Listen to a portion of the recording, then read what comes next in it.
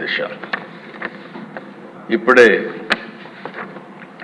మిత్రులు పవన్ కళ్యాణ్ గారు చాలా స్పష్టంగా చెప్పారు. అధ్యక్ష, తెలుగు రాష్ట్రం, తెలుగు ప్రజానికం వివిధ సందర్భాల్లో అనేక ఇబ్బందులు పడ్డారు. మద్రాసులో ఉండేవాళ్ళం. స్వాతంత్రం వచ్చే వరకు మద్రాసులో ఉండి పొట్టి శ్రీరాములు గారు త్యాగం చేసి ప్రాణాలు అర్పించిన తర్వాతనే రాష్ట్రం ఏర్పాటైంది. అది కూడా దిశ 1353 అక్టోబర్ 1న కర్నూలు కేంద్రంగా ఆ రోజు ఆంధ్ర రాష్ట్రాన్ని ఏర్పాటు చేసుకోవడం. అదే మాదిరిగా ఆ రోజు ఆంధ్రప్రదేశ్ రాష్ట్రం, తెలంగాణ స్టేట్, హైదరాబాద్ స్టేట్ రెండూ కలిపి మొట్టమొదటిసారిగా భాషా ప్రయుక్త రాష్ట్రాలు ఏర్పాటు చేయాలి అనే ప్రగాఢమైనటువంటి ఆకాంక్షతో ఆ రోజు హైదరాబాద్ రాజధానిగా తెలుగు వాళ్ళందరూ కలవడం.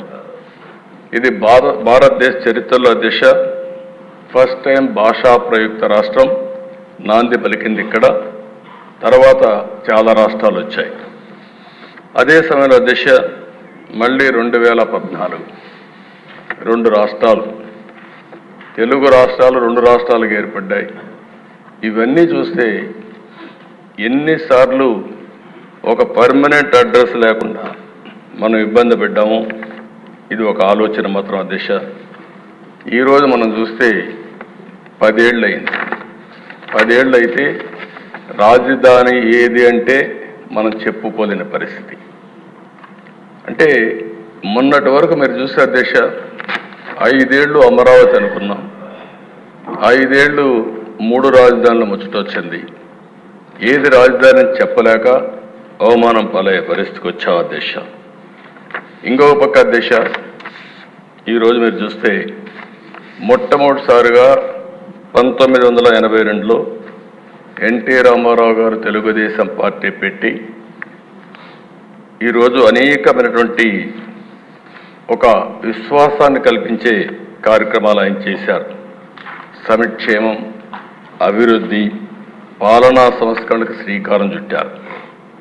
తెలుగు జాతి అనేది అప్పటికి మద్రాసు అని పిలిచే పరిస్థితి నుంచి మొట్టమొదటిసారిగా తెలుగు జాతి ఒకటి ఉందని ప్రపంచానికి చాటి చెప్పిన నాయకుడు నందమూరి తారక రామారావు గారి దిశ. అదే సమయంలో దిశ మనందరం ఒకసారి ఆలోచిస్తే తెలుగు నేలపైన పుట్టినటువంటి పివి నరసింహరావు గారు ఆర్థిక సంస్కరణలు తీసుకొచ్చాడు. ఇప్పుడే మిత్రులు పవన్ కళ్యాణ్ గారు చెప్పినట్టు వెంగళ వెంకయ్య గారు మన జాతీయ ఎజెండా రూపకల్పన చేశారు. ఇలాంటి చరిత్ర ఉండే మనం చూస్తే ఇప్పటికి కూడా ఈ రాష్ట్రంలో అనేక ఇబ్బందులు వచ్చి కనీసం ఈరోజు బడ్జెట్ కూడా పెట్టుకోలేక ఆర్థిక ఇబ్బందుల వల్ల మళ్ళీ ఒక 2 నెలలు టైం తీసుకొని పెట్టుకోవాలని ఆలోచించే పరిస్థితికి వచ్చాం. ఇంకో పక్క దిశ పివి నరసింహరావు గారు తీసుకొచ్చిన ఆర్థిక సంస్కరణలు ఈ దేశం యొక్క పెను మార్పులకు నాంది పలికింది. అక్కడి నుంచి పబ్లిక్ ప్రైవేట్ పార్ట్నర్షిప్ వచ్చింది. దీంతో బ్రహ్మాండంగా అభివృద్ధి జరగడమే కాకుండా ఈరోజు వికసిత్ భారత్ 2047 నరేంద్ర మోడీ గారు ఏదైతే మాట్లాడుతున్నారో నాకు ఏమాత్రం అనుమానం లేదు, 2047కి భారతదేశం ప్రపంచంలో మొదటి స్థానంలో కానీ 2వ స్థానంలో కానీ ఉండే అవకాశాలు ఉన్నాయి. అది మన చేతుల్లోనే ఉందని చెప్పి కూడా నేను మీకు తెలియజేస్తున్న దిశ.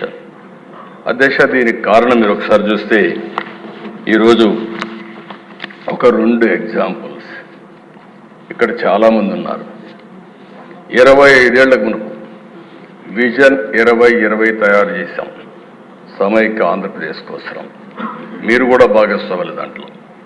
ఆ విజన్ 2020 తయారు చేసిన తర్వాత మనం అభివృద్ధి స్టార్ట్ చేశాం. ఆ రోజు ఏ నిధులు అయితే ఉన్నాయో ఆ నిధులనే పెట్టి మనం ముందుకు పోగలిగాం. ఈరోజు మీరు చూస్తే దేశంలోనే highest per capital income Telangana రాష్ట్రం ఉండడం ఆ రోజు చేసిన అభివృద్ధి వల్ల సాధ్యమైందని చెప్పి కూడా నేను మీకు తెలియజేస్తున్నాను. ఇది గుజరాత్, ఇంకా చాలా రాష్ట్రాలు ఉన్నాయి అధ్యక్ష. గుజరాత్ ఉంది, కర్ణాటక ఉంది, హర్యానా ఉంది. అన్ని రాష్ట్రాల కంటే ముందు పోయే పరిస్థితికి వచ్చింది. ఇది ఒక ఉదాహరణ మాత్రం. ఇంకో పక్క అధ్యక్ష, మీరు ఒకసారి చూస్తే ఎన్ఆర్ఐస్, ఎందుకు ఈ సభలో ఈ మాటలు చెప్తున్నానంటే, ఈరోజు పవన్ కళ్యాణ్ గారు మాట్లాడినప్పుడు ఒక విషయం చాలా స్పష్టంగా చెప్పాడు. నేను వివేకానంద స్ఫూర్తిని కూడా మీకు చెప్పాను. ఈరోజు ఇక్కడుండే హౌస్లో మెంబర్స్ అందరం కలిసి సమిష్టిగా పనిచేస్తే ఈ రాష్ట్రాన్ని నెంబర్ 1 రాష్ట్రంగా తయారు చేయడం కష్టం కాదనే విషయానికి నేను ఈ విషయాలు మీ దృష్టికి తీసుకొస్తున్నాను.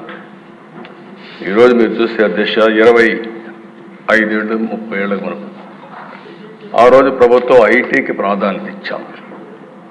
అదే మరిగా భారతదేశం మొత్తం ఇండియన్స్ అంతా ఐటీ బాగా నేర్చుకునే పరిస్థితికి వచ్చారు. ఈరోజు మీరు చూస్తే మన వాళ్ళు ఇండియన్స్ 2 కోట్ల మంది 3 కోట్ల మంది విదేశాలకు వెళ్ళారు. అమెరికాకు చాలామంది వెళ్ళారు. అమెరికాలో చూస్తే అధ్యక్ష 25 ఏళ్ళు వచ్చిన మార్పు, ఇండియన్ ఆరిజిన్ ఎవరైతే ఉన్నారో వీళ్ళ ఆదాయం, తలసరి ఆదాయం $1,19,000. మన తర్వాత ఎవరైనా చూస్తే అధ్యక్ష తైవానీస్, వాళ్ళ ఆదాయం $95,700. వాళ్ళ తర్వాత చైనీస్, వాళ్ళ ఆదాయం $81,000. జపనీస్ 80,000, పాకిస్తానీ 70,000. ఈ విధంగా చూసుకుంటే అధ్యక్ష, అమెరికాలో ఉండే నేటివ్ అమెరికన్స్ 65,900. అంటే అధ్యక్ష, ఈరోజు ఈ ప్రభుత్వం అవలంబించిన విధానాలు 5 సంవత్సరాలుగా మీరు చూస్తే పాత ప్రభుత్వం ఇంగ్లీష్ నేర్పిస్తామన్నారు.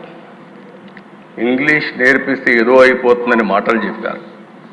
కానీ మారుమూల ప్రాంతాల్లో ఉండే మన సరైన టీచర్ లేకపోయినా చదువుకున్న వాళ్ళు ఈరోజు ప్రపంచంలో హైయెస్ట్ ఇన్కమ్ సంపాదించే పరిస్థితికి వచ్చారంటే అది భారతీయుల యొక్క శక్తి సామర్థ్యం. అందులో ఇంకా ఒక అడుగు ముందున్నారు తెలుగువారు. దానికి గర్వపడుతున్నానని చెప్పి కూడా నేను మీకు తెలియజేస్తున్నాను.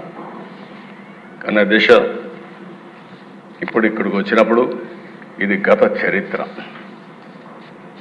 గడిచిన 5 సంవత్సరాల్లో జరిగిన విషయాలు కూడా నెమరు వేసుకోవడం చాలా అవసరం.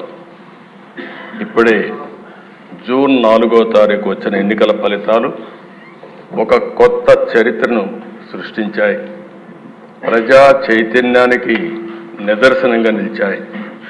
మీరు చూస్తే దేశ 93% స్ట్రైక్ రేట్, 57% ఈ కూటమికి ఓట్లు పడ్డాయి. ఇది నా రాజకీయ జీవితంలో ఏ పార్టీ కూడా, నందమూరి తారక రామారావు గారు పార్టీ పెట్టినప్పుడు కానీ 94లో కూడా రాలేదంటే అది ప్రజలు మన మీద పెట్టుకున్న నమ్మకం అనే విషయం మనందరం గుర్తుంచుకోవాల్సిన అవసరం ఉంది. అధ్యక్ష, ఒక్కొక్క పార్లమెంట్ 70,000, 80,000, 90,000 మెజారిటీ వస్తాయి. అలాంటిది 95,000 మెజారిటీ ఒక అసెంబ్లీలో వచ్చిందంటే నేను మనస్ఫూర్తిగా అభినందిస్తున్న. గాజువాకలో 95,000 మెజారిటీ అంటే దీన్ని చూసినప్పుడు చాలా ఆనందం, ఆశ్చర్యం వేస్తుంది. దీని వెనకాల కూడా దిశ చాలా శ్రమ ఉంది. ఒక్క విషయం మనం గుర్తుపెట్టుకోవాల్సిన అవసరం ఉంది. మిత్రులు పవన్ కళ్యాణ్ గారు ఇప్పుడే మాట్లాడారు. ఒక్కసారి రాష్ట్ర ప్రజానికి కానీ ఎలాంటి నమ్మకం కల్పించామంటే చాలా సఫర్ అయ్యాం.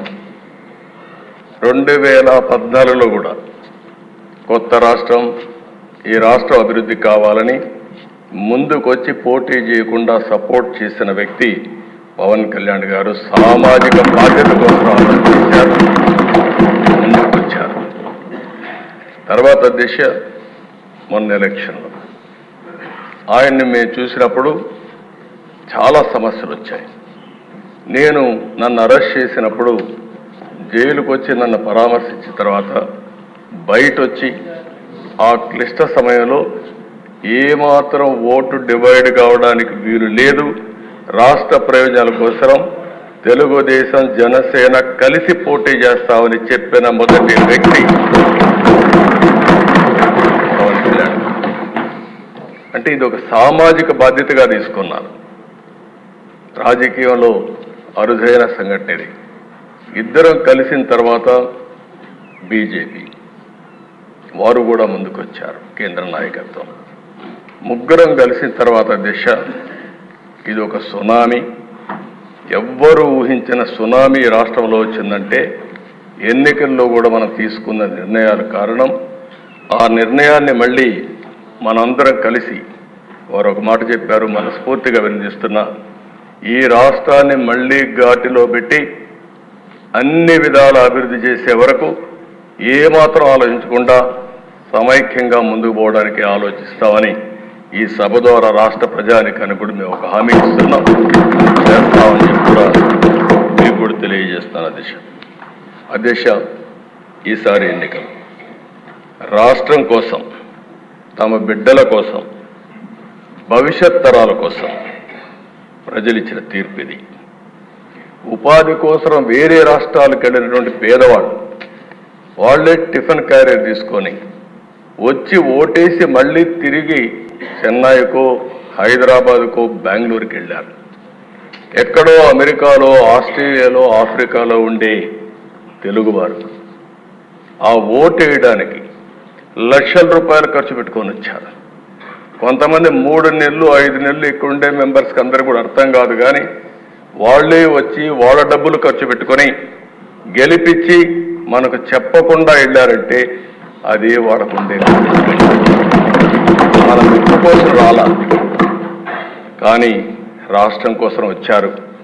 ఈ రాష్ట్ర భవిష్యత్తు కాపాడతామనే ఆలోచనతో